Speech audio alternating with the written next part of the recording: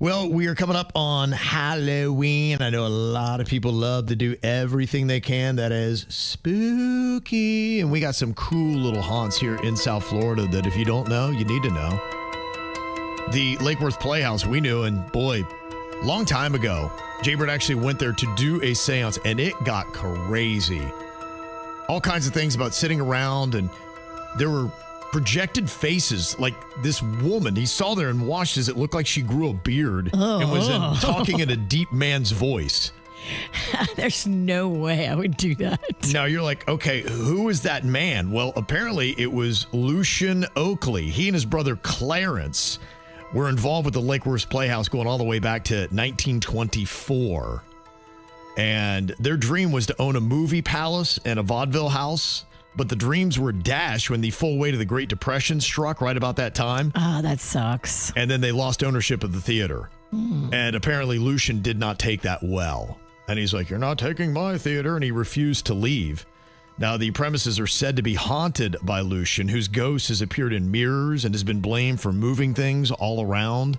I think there's also a story about maybe somebody had hung themselves from the rafters in the Lake Worth Playhouse. And you can every now and then see that apparition that's still hanging by the rafters. I wouldn't go in there for a seance if you paid me. No, that's not my thing either. No.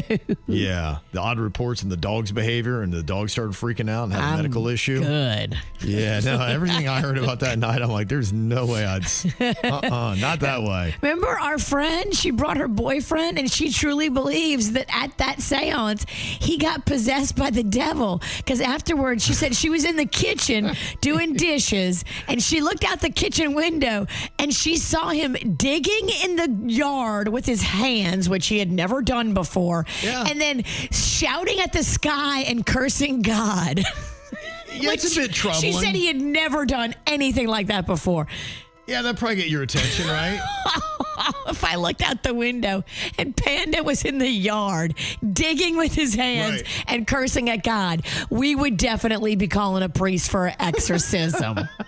We need to talk. Hell no. That is absolutely crazy. Just don't go to a seance in the first place. But goodness, a possession of your boyfriend? So if you're looking to get possessed, Lake Worth Playhouse is your place to go.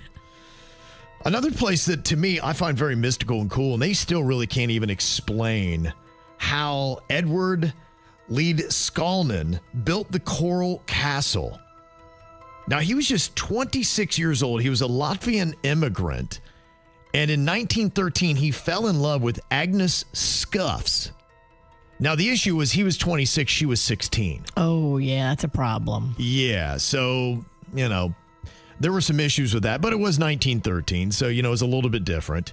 But he had his heart broken when she broke off their engagement the night before their wedding. What a hooker. And apparently it's because of the age difference. She's just like, yeah, he's older and he's weird. So he had actually moved to Florida City in 1920 after that, and then spent the next 28 years quarrying rock and chiseling out the Coral Castle, which is a 1,100-ton monument he dedicated to her. Whoa. You want to talk about love, boy. I'm telling you. He's a little bit obsessed. A little. 7 years after she breaks up with him, he goes there to start working on this thing and then spends 28 years. So 35, he couldn't get over it for 35 years. He just chiseled and chiseled all day and all night? Well, that's the thing that they can't really figure out. First of all, he was a really petite dude. He was tiny. He was short. He was very thin. They said barely just eclipsing like 100 pounds. And this is what's so insane about this. Now, the carving you get, but when you're talking about 1,100 tons of this coral rock, they can't figure out how he moved it. And the places where this coral is, they don't know how he did it. Even if he was doing pulley systems and all that kind of stuff, they're just saying there's no way that this guy at that size, even using science to help him out, could get those rocks into the placement that he got those rocks. Maybe he had some donkeys or something. That's where they just can't figure out. They've tried to recreate how he did this.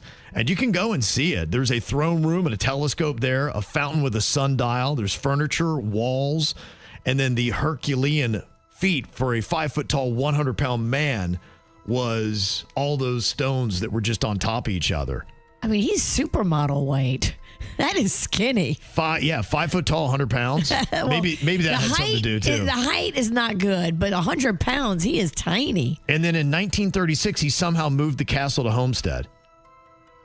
Now, he would tell people, I think I've learned the secrets of the pyramids, which they say, how did they put those stones on top of each other? Did he ever say what the secrets were, or did he die with the secrets? Died with the secrets. People still don't know. Damn. Now, they think it was probably the laws of physics, weights and balances, and electromagnetic energy.